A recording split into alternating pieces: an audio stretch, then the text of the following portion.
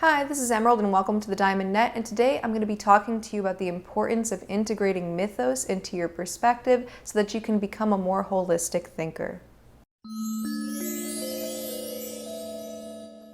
Alright, so this video is all about how to integrate mythos into your perspective and how to orient to the world more holistically from a variety of different perspectives. So being able to hold on to, let's say, more mythos-based perspectives while also still holding on to science and rationality and logic and other perspectives like that. Now, to explain what mythos is, in the traditional sense, mythos is taking a mythology, like let's say the mythology that comes up in the Star Wars movie, and projecting some element of that out onto your day-to-day life and orienting to your life through that lens. So if we're taking, let's say, a metaphor from that myth and we are placing it over top of the situation that we're going through, that is in a sense engaging with mythos. But mythos more generally is being able to take the deeper meanings of the unconscious mind and also our personal narratives and to project them onto the world and to orient to the world consciously through those narratives. For example, one mythos that I really like to engage in is the idea that I am co-creating my life with the universe. It's not something that I can empirically observe, and that's one of the things with mythos in general. It's not like science. We can't, let's say, we can't view it directly. It's something that we simply place into our understanding of the world, and through that we derive meaning from it. So when I imagine myself co-creating my life with the universe, I get this sense of a deeper meaning, and also I get to feel more connected with the events that are going on in my day-to-day life through engaging that lens of mythos. We are also engaging in mythos when we practice rituals, and these can be secular rituals or religious rituals. For example, let's take the graduation ritual, where it's meant to symbolize a rite of passage. Now, the rite of passage is an archetypal myth, essentially. So what we're doing when we're graduating is we're walking down the line and we are shaking the dean's hand, we're taking the diploma, we're going back to our seat, and we're moving the tassel from one side to the other. And the idea of what's happening there is we are projecting and imbuing a kind of mythos-based meaning onto those events in order to catalyze some kind of internal shift that lets us know that we've gone through a rite of passage. And it's through this projection of these archetypal symbols and of this mythology that we actually can catalyze a lot of growth for ourselves, and we're able to derive meaning from the situation. Now, unfortunately, currently in our present society, we don't allow a lot of space for mythos. We tend to function mostly through logos, through logic, through science, through rationality, through materialism, through empiricism.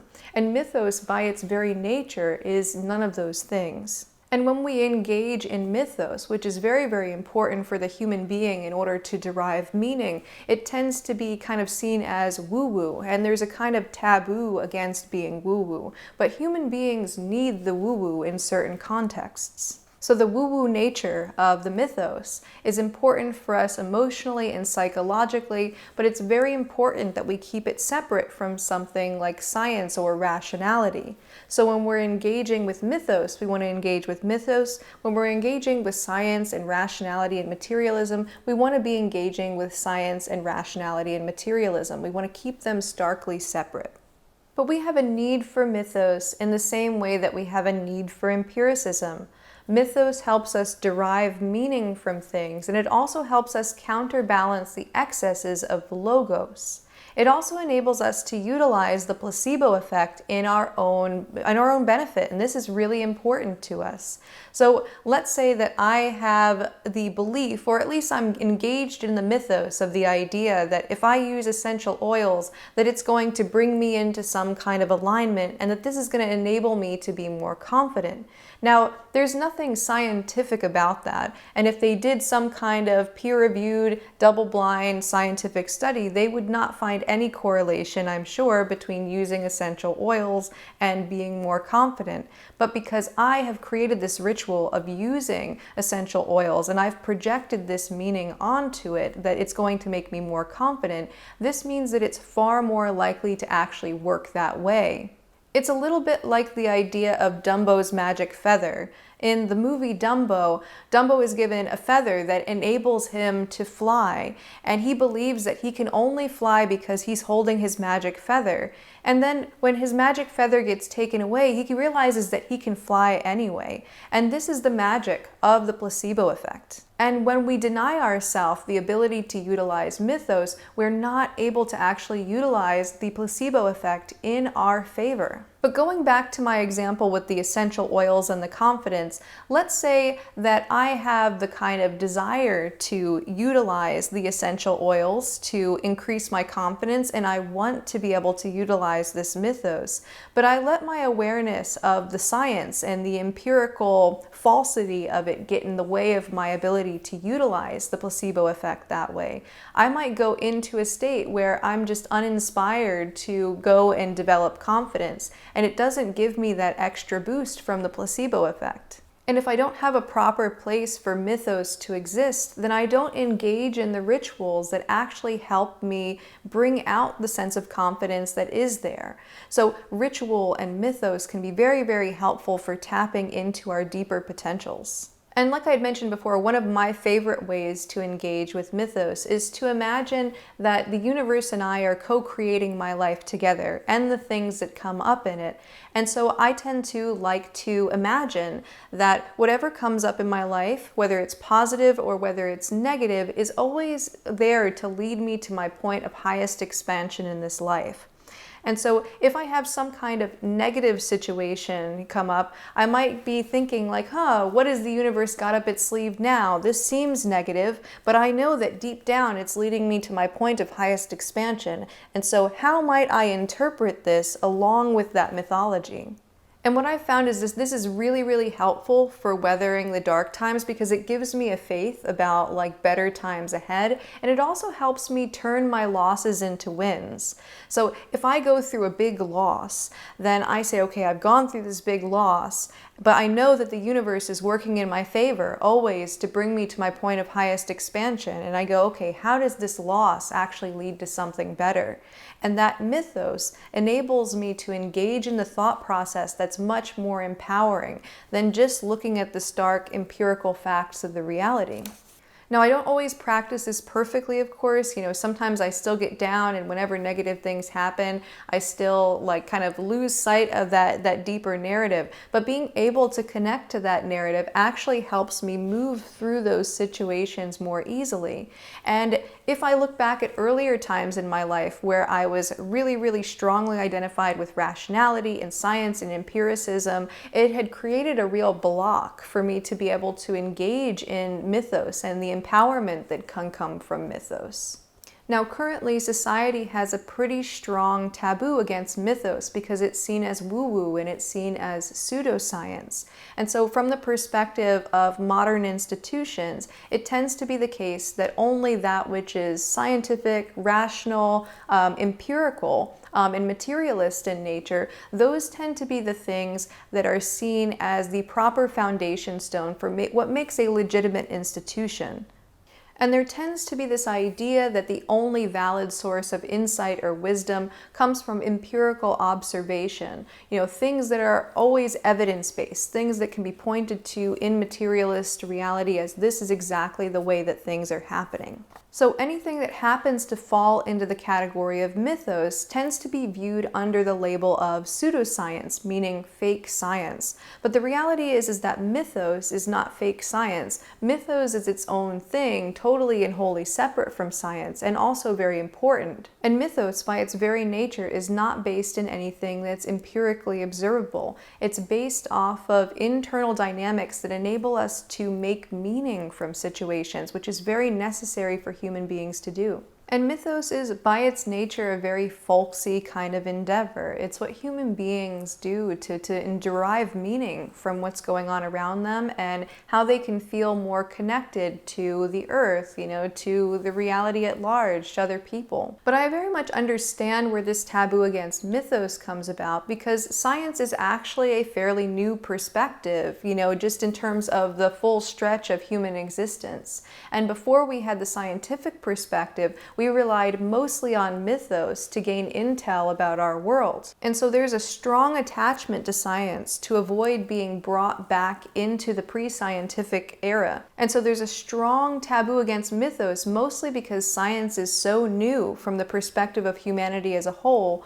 And it's the case that we're trying really hard to keep people in the scientific perspective so as to avoid falling back into the ignorance of magical thinking. And in terms of humanity's evolution, prior to the scientific era, the way that human beings would derive meaning from things and understand the world around them, particularly the natural world, is by creating a mythos to understand it through.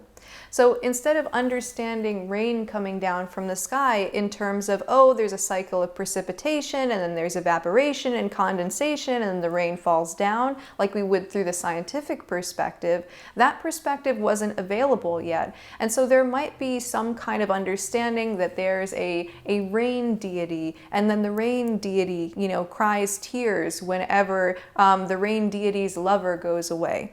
And so it puts this human anthropomorphized perspective and this archetypal perspective in on top of this natural phenomenon of rain. And this used to be the way that we would orient to the natural world. Now, on one hand, there is a negative side to that, which is that we're not really aware of what's actually going on there. We're not aware of the precipitation cycle in that situation, so that's a blind spot that we have.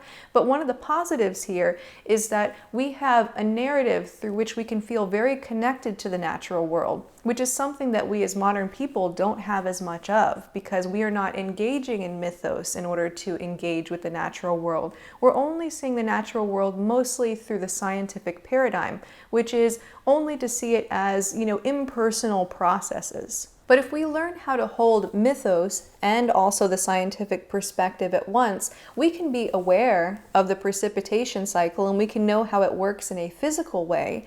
And then in a more mythos-based, kind of internal world sort of way, start to feel more connected through engaging in those mythos.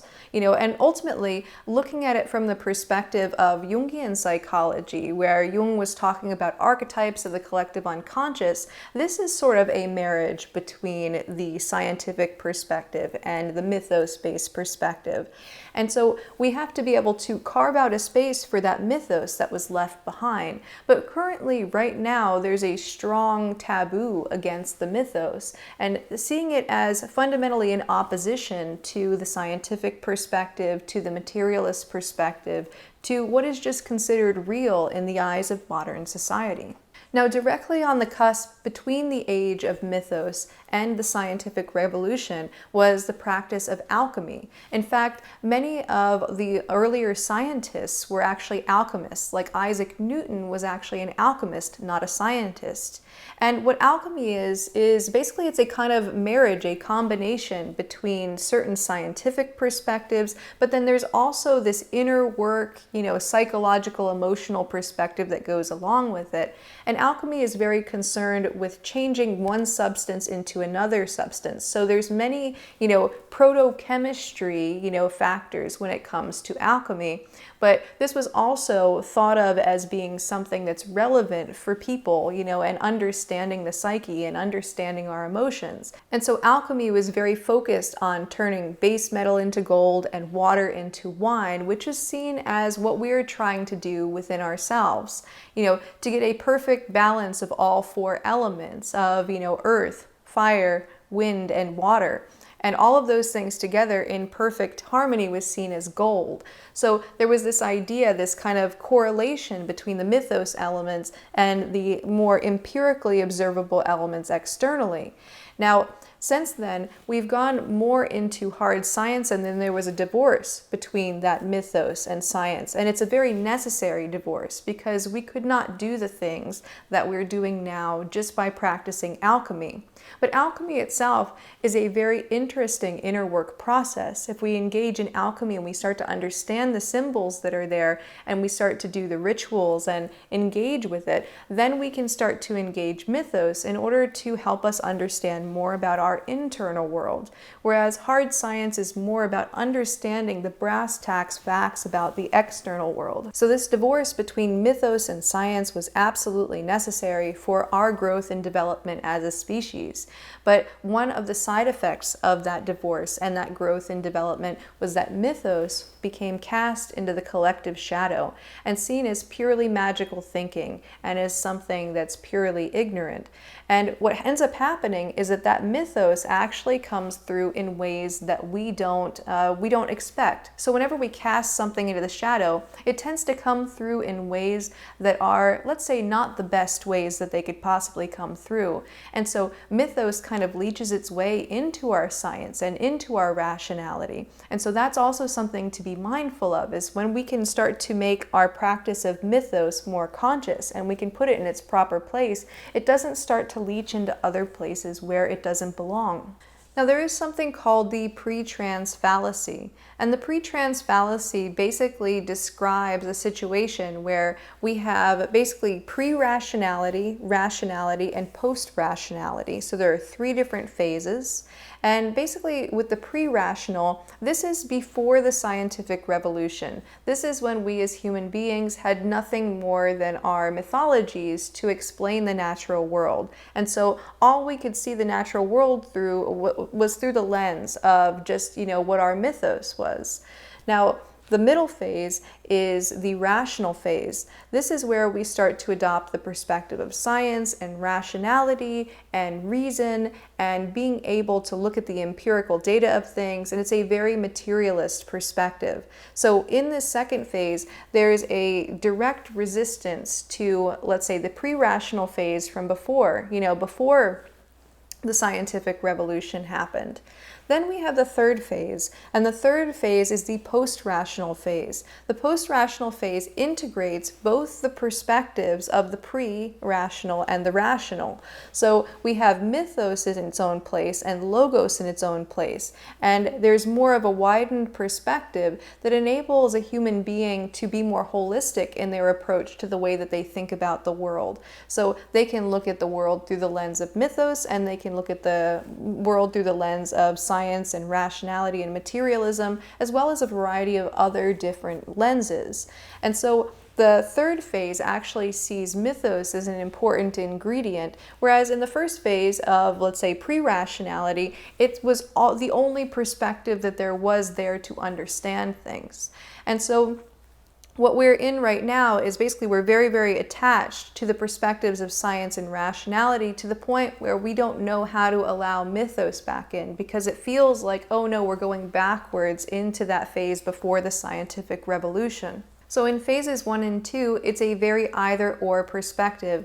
Either it's mythos to the exclusion of science or science to the exclusion of mythos. But both mythos and science meet a lot of needs for human beings. And so when we repress mythos, it tends to come through as a shadow element that actually impacts the quality of the science that we're doing. And the same thing happens, like if somebody goes into resistance to science and fully holds on to mythos, then they will almost engage in a kind of scientific sort of perspective to try to rationalize and to try to legitimize their perspective, as opposed to allowing it to be there just as mythos, which is the most powerful way to engage with mythos. And so with this sense of mutual exclusivity between holding the perspective of mythos and holding the perspective of science, we end up with people in the world, a lot of people in the world, that polarize to one side or the other.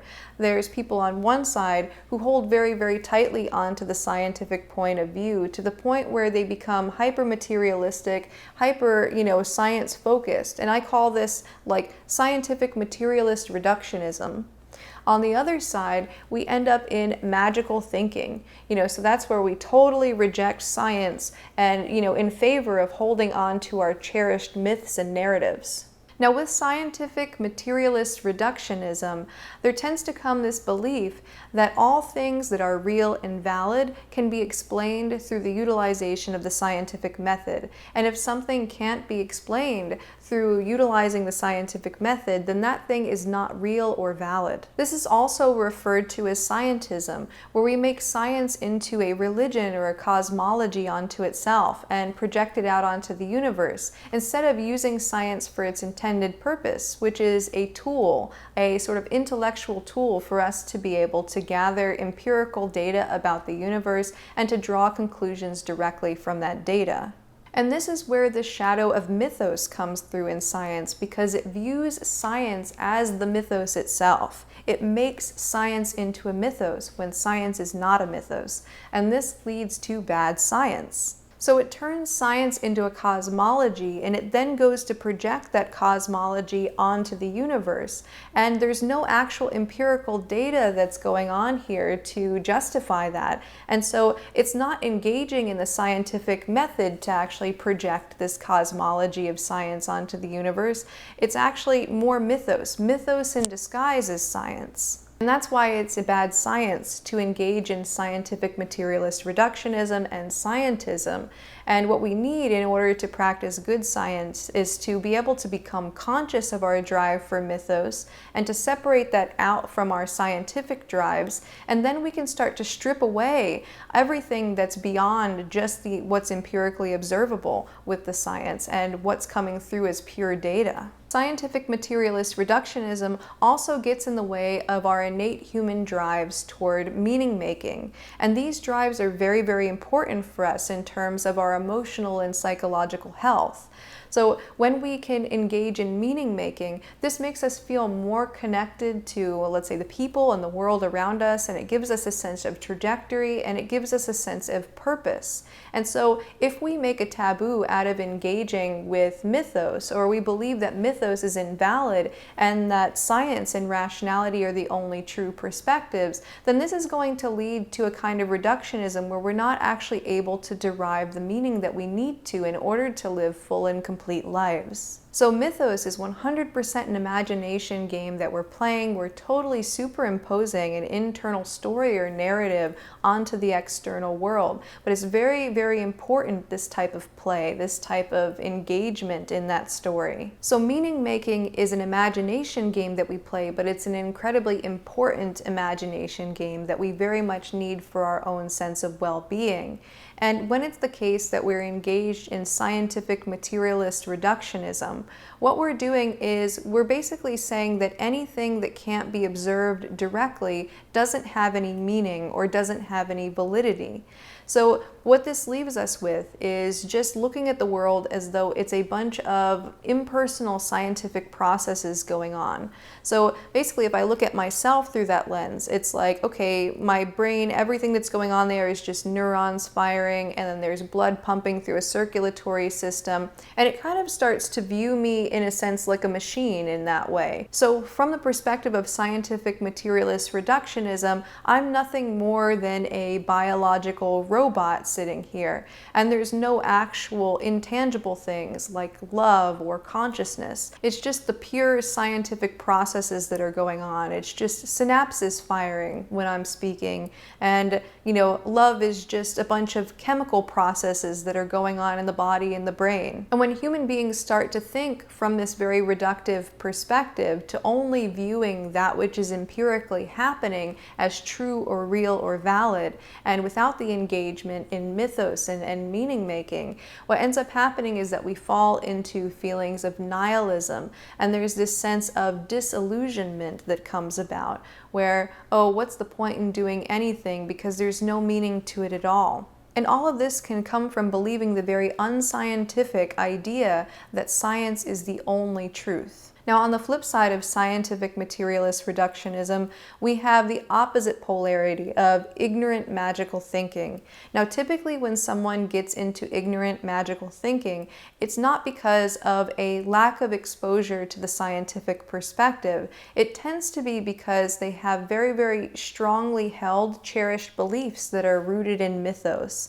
And they feel like in order for those mythos-based beliefs to be real or valid, that they have to have the same kind of scientific empirical weight that scientific data has. For example, if somebody was raised in a particular religion that believed in that religion in a very fundamentalist way, so if they believed that instead of looking at the religion through the lens of mythos and to see it through the viewpoint of it being important archetypal stories that convey some kind of meaning to us, instead seeing it as something that, like, let's say, factually, tangibly happened, and needing to prove that it factually, tangibly happened in this absolute way. And when someone holds tight to their mythos in this way, in a way that almost exchanges mythos for science and engages the shadow of science that appears within the mythos, then what ends up happening is that there's no space for the scientific perspective to actually be integrated.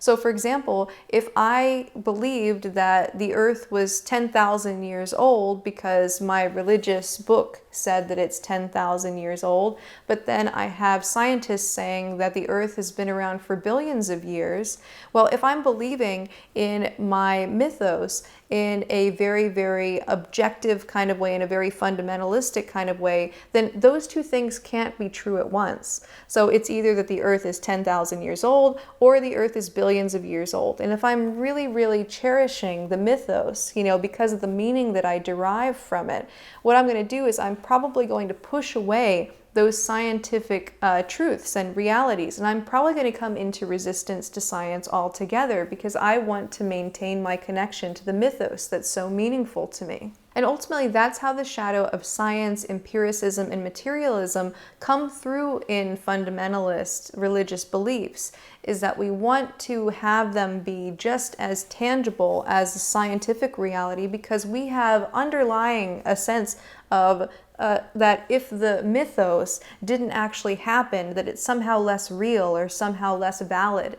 And so we feel like we have to make it more solid, we have to make it more scientific, we have to make it more materialist for it to be, something that's important or it to be an important meaning.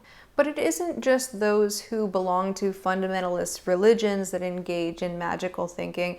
Magical thinking can also come up for a variety of different reasons.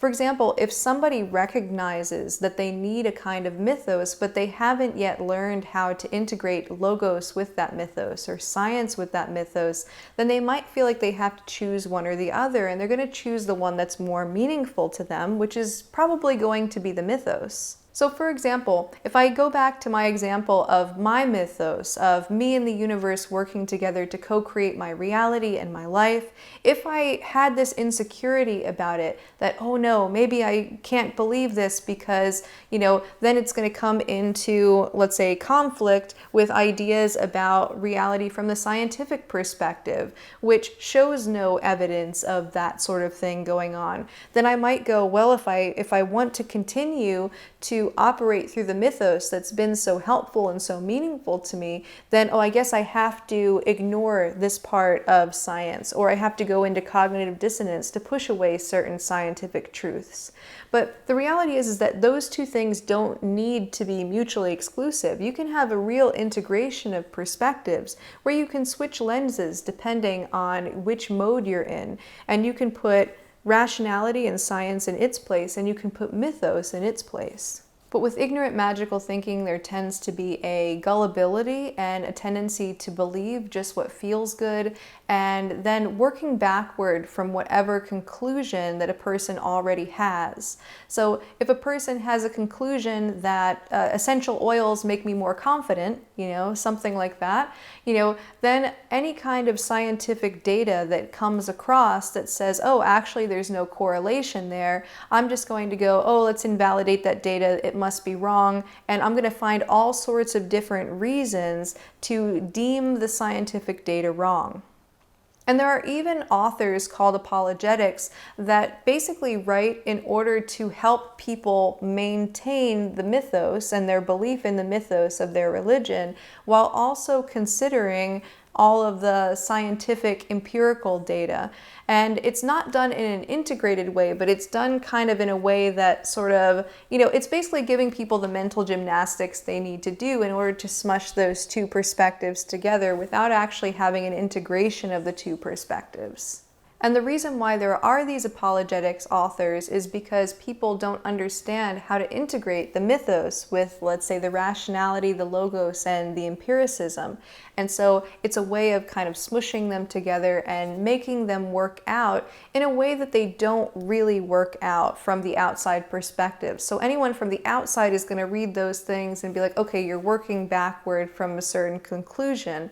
But ultimately, we want to expand our worldview so much that those things fit together like puzzle pieces, and mythos goes in its place and logos goes in its place. So let's say that I was engaging in the mythos, that there's a mother deity that causes all the plants to grow.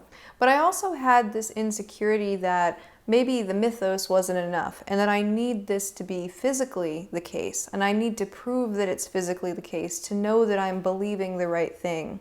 And so out of that insecurity, what I start to do is I start to look through, let's say, lots of different, let's say, maybe I'll look through science, studies, and I'll look through all sorts of other things, and I'll work backward from my conclusion that the mother goddess that makes the plants grow is true, and I'm going to cherry pick different scientific, and different perspectives, basically, that confirm that belief that's already true. That's basically what apologetics is. But the real juice of that mythos comes from the mythos itself.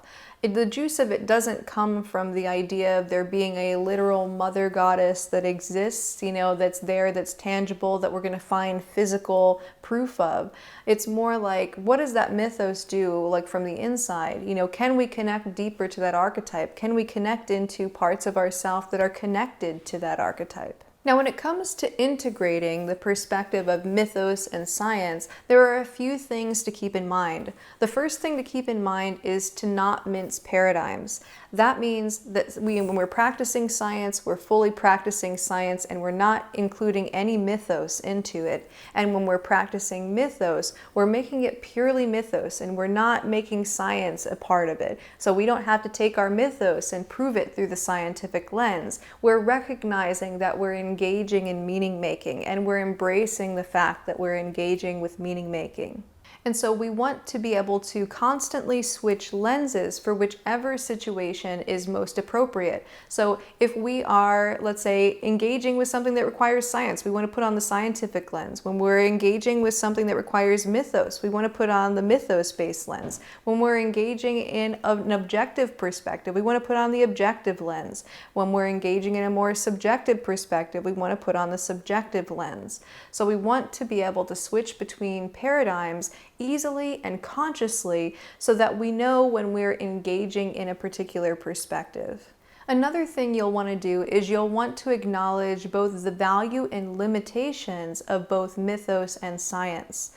So when it comes to the scientific perspective, the values of it, the value of science is that it gives us so much more information about the physical world. And from that information about the physical world, we can cure diseases, we can have new ways of building things, new technologies, because we're engaged in the direct brass tacks physical reality of something, and we're observing things about it.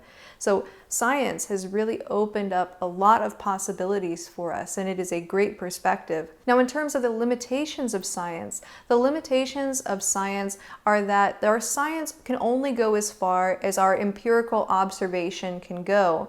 And whatever data we take in, we have very specific processes for being able to utilize that data, and it's not very intuitive. So intuition doesn't come into the scientific perspective if we're using that tool well. And also, we are only going off of evidence, only based off of what it is that we observe. And so science is not able to crack into the subjective perspective. It's only through surveys from people conveying their experiences that science can use that data in a statistical way. Now, in contrast, we have mythos. Now, the value of mythos is specifically that it's non-empirical and that it has to do fully with how we derive meaning and how we can find purpose and meaning in things. And when we're engaging in mythos, we can start to feel more connected to our reality through the perspective of mythos.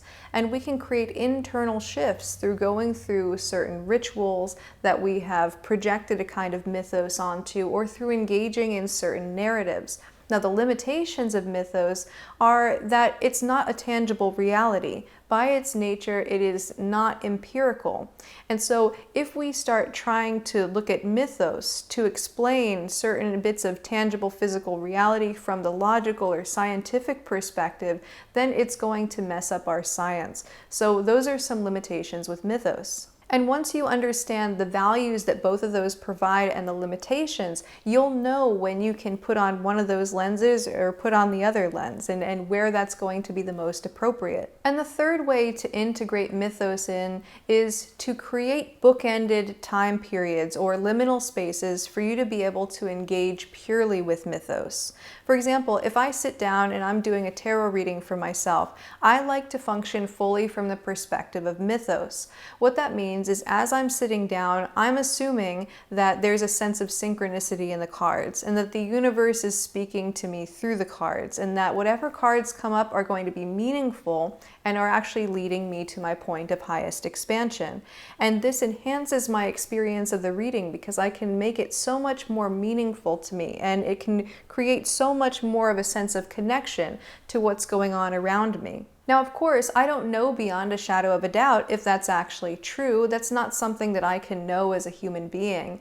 And ultimately, it's not that meaningful that it's absolutely true. What is meaningful is that I'm able to engage in the narrative and that it helps me feel so much more connected with things, and it helps me derive meaning. So when I create these liminal spaces, when I create these contexts to be able to fully put on the perspective of mythos, this tends to give more space for the benefits of mythos to spill out into other parts of my life. But I want to keep my mythos within those bookends. So if I'm engaging in something that requires a mathematical perspective, I'm going to put on my math lens. If I'm engaging with something that requires a scientific perspective, I'll put on my science lens. If I'm practicing law, then I'm going to put on the lens of the law. If I am, let's say, practicing something else, I'm going to put on a lens where that's going to be the right lens to put on. But I'm creating a space for myself to be able to put on the lens of mythos. And that's very, very important for integrating mythos into your life, is to create these little pockets of time or these little contexts to be able to fully be immersed in the perspective of mythos as though it is the one perspective. Anyway, so that's all I have for you for now. I hope that you enjoyed this video. If you did, go ahead, click the like button below and subscribe and leave me a comment down below. Also, if you would like to check out my free shadow integration masterclass called the 6 Simple Steps to Shadow Integration, you can do that by going to shadowintegration.org/masterclass. Anyway, so that's all I have for you for now, and until next time, keep becoming more you.